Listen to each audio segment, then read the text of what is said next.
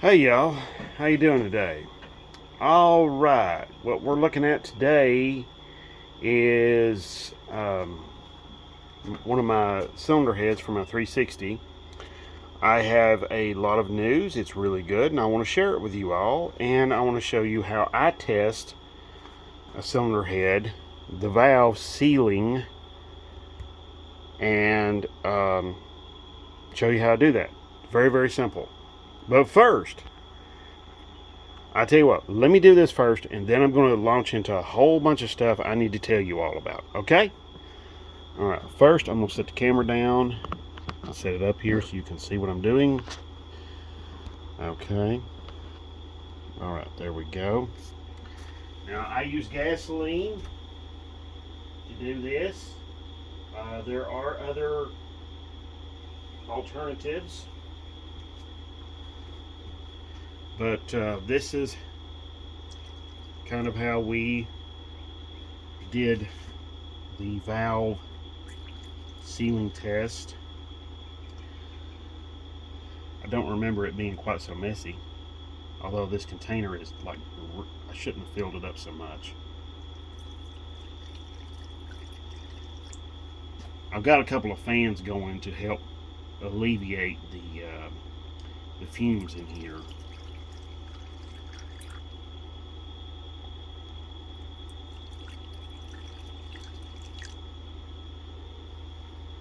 So,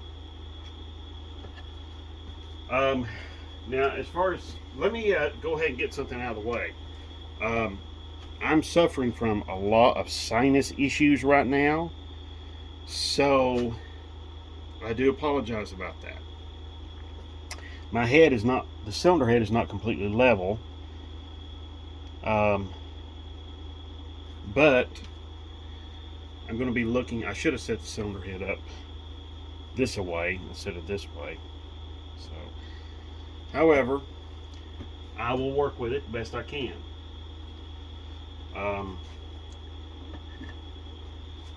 Yeah, I've got some sinus issues going on. Tennessee has is like number 2 in the country for like sinus problems, and I believe it because we have more pollen, and we're number 2 in the country for like pollen. There's just a tremendous amount of pollen and other contaminants like that in the atmosphere. So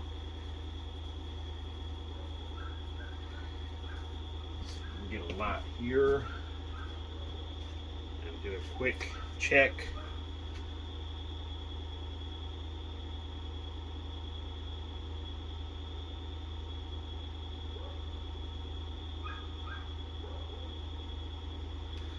Looks good.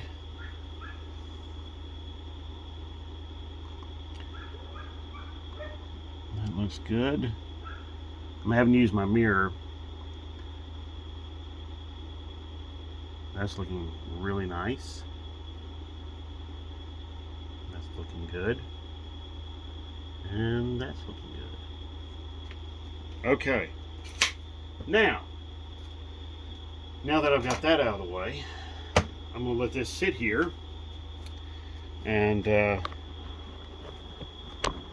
see if it leaks. Okay. Now, all right. Like that, Mickey Mouse, 1928. Okay.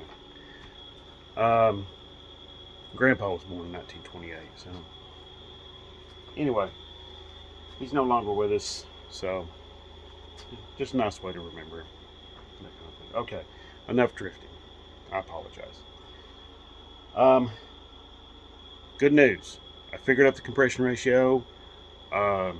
Diamond Pistons has a very nice compression ratio calculator online. If you go there, if you just Google compression ratio calculator, it will take you there and it will show you a really good compression ratio calculator. Got a little bulb up here that's out. you know, in my light there, that's probably one of those Walmart bulbs. Yay. Anyway, let me stress, there is a, if I say something wrong or something like that, I'm really pushing myself to make this video. I mean, honestly, I really don't want to do anything. But I wanted to share with you all the really good news about the compression ratio. And some of you might be like, "No, this doesn't sound that good."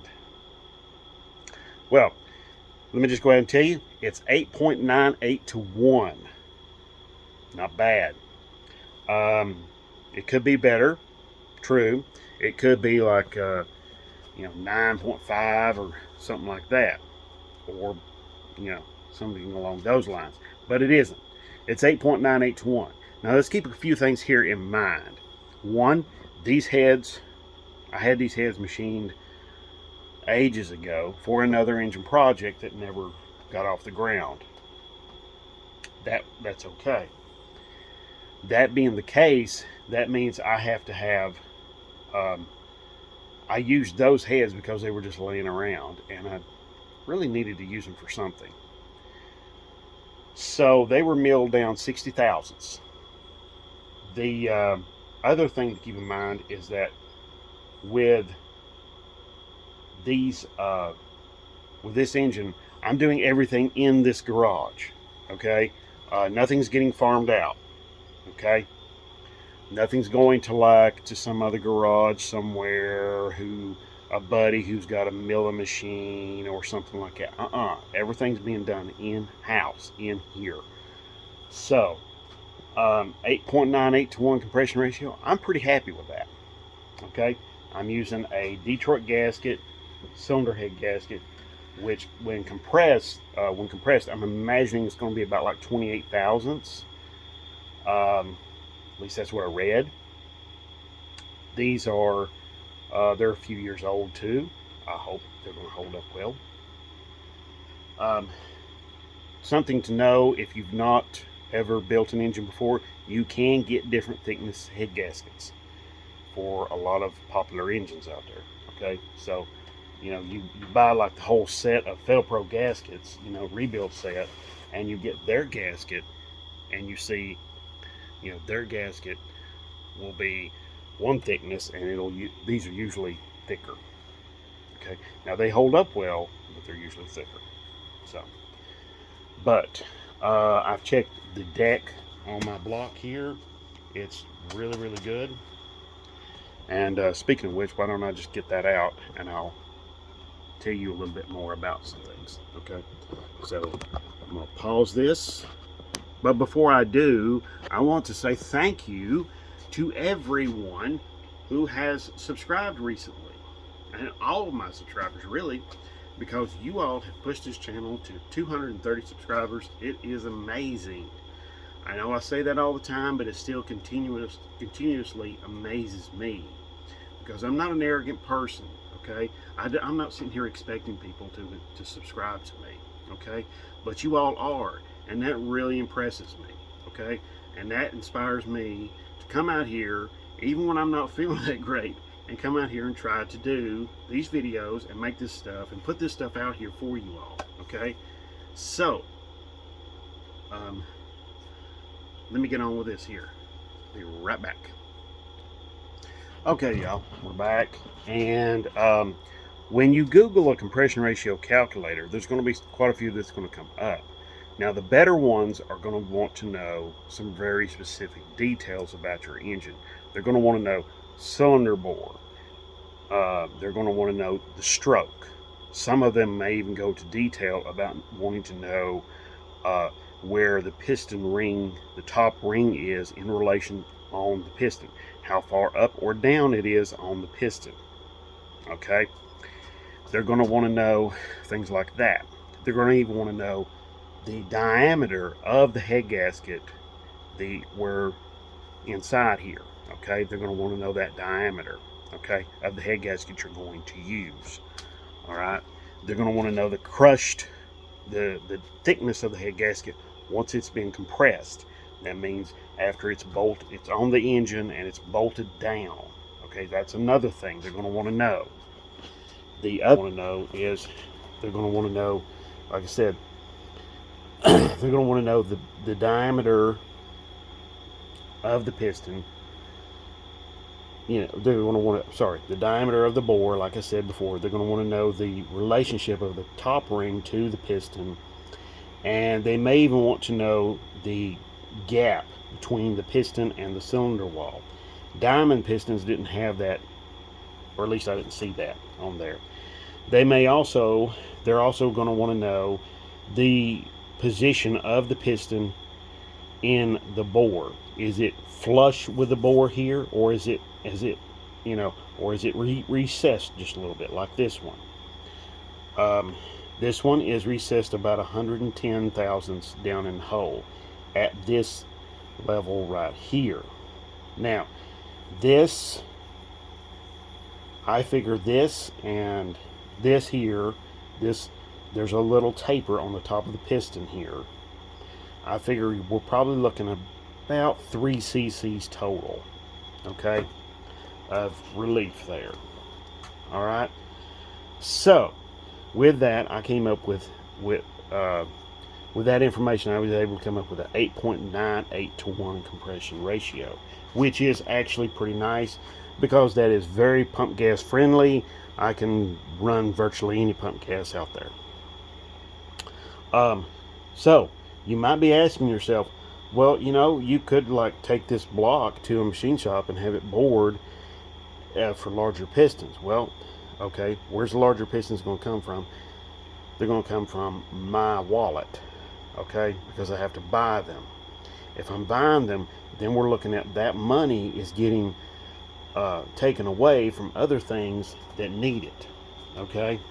So the kids right now are in school, so them being in college and doing good in school is more important to me than this engine having 9.75 to 1 compression ratio or 10 to 1 or something like that. Okay, so that's what's important to me. Me being able to do all of this work at home on this engine has saved me a whole lot of money, lots and lots of money. So yes, you can go and you can buy all of this stuff and have somebody do all of the work, but it costs money. The more of this you can do yourself, the less your overall bill is going to be at the time of startup. And I mean, there are some people that will build an engine at home and they'll get 100,000 miles out of it. And then there's some people who build an engine at home and they might get 100 miles out of it. Who knows? Hopefully I'm in that first category. Okay, I'm going to try really hard to be in that first category. I've been trying really hard to be in that first category. So anyway, all right, let's check on our heads over here. I'm seeing a little weepage out of the exhaust side, 3 of my exhaust ports. So there's a little bit of weepage. They're damp. Those exhaust ports are damp, but that's pretty nice. That's really, really nice. Considering that I've been talking to you, I've done this 10 minutes ago, and we still have quite a bit of gas left in all of these ports, all of these chambers. Let's see. All right, this intake port here is leaking just a little bit, but I mean, good grief, 10 minutes. That's pretty acceptable. It's pretty acceptable. Okay. All right, so next I'm going to do the other head. So I'm going to do the other head and get that squared away and try to get that knocked out there. I think I will use a syringe and get this gas out of these chambers here. And let's see.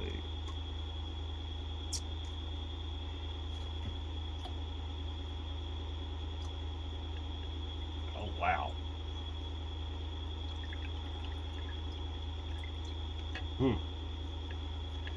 87 octane fuel does not like getting, or this syringe is not liking gasoline. I'll be right back. Okay, y'all, we are back, and I've got this cylinder head set up here, as you can see. Checking this one out, and basically, when you're doing this, there's probably other fluids you can use that won't be so, you know, flammable. But I use gasoline. It's what this will be coming in contact with. Basically, what you want to do is you just want to observe the levels and just make a mental note of them, kind of keep track of where they're all at. Okay. Basically, you also want to go through and you want to make sure everything is clean. You know, there's no, if you spilled any fuel here, you want to wipe all of that up, clean all that up, because basically what you want to do is you want to make sure that everything is going to look good. Okay. I just looked in one of the exhaust ports here and I see a little bit of dampness already. So I'll wipe that out and then see if it returns.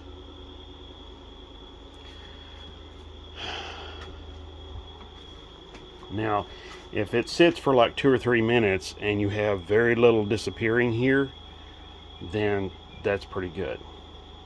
That's actually a pretty good way to measure all that at home. So now, need information about everything I've been talking about. You know, of course, you know. Put a question down below. I'll do my very best to help you out.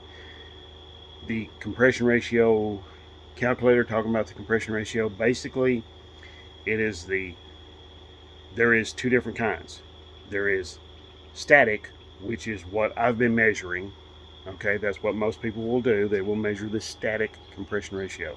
That is the compression ratio that is given for that engine, for all of its parts and pieces put together, you know, and that's how it works.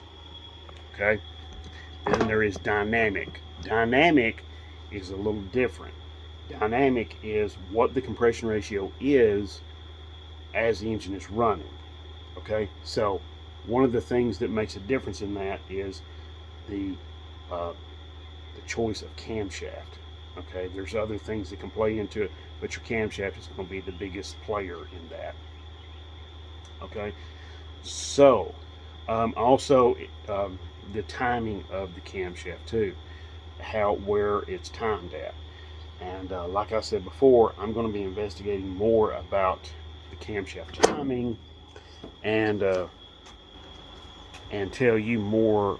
I may advance or retard the cam timing one way or the other, and that will get me more to where maybe more power or more torque. And I know if you go one way with cam timing, it can produce more bottom end torque, but if you go the other way, it produces more mid range and higher end. So that's something you need to be aware of. So but when you're let's go back over here and take a look at this here again. But when you are doing all of this work at home, it's good to take notes and keep notes on all of this. But of course, there's plenty of people on YouTube like myself who are going to give you plenty of information on how to do any of this. David Freiberger talks a lot about how to do all of this as well. He talks about compression ratio, and I'll give you a little overview of what he talked about, but he goes maybe a little more in detail than I do. But compression ratio is basically the amount of distance from the piston at bottom dead center to top dead center, okay, between the cylinder head and the top of the piston, okay, that ratio, okay, think of like sort of like a gear ratio, okay, so 355, uh, you have for every 3 turns of the drive shaft, you have 55 turns, or for every 3.55 turns of the drive shaft, you have 1 turn of the wheels. Okay, so there you go. Think of it like that. All right. So anyway, all right.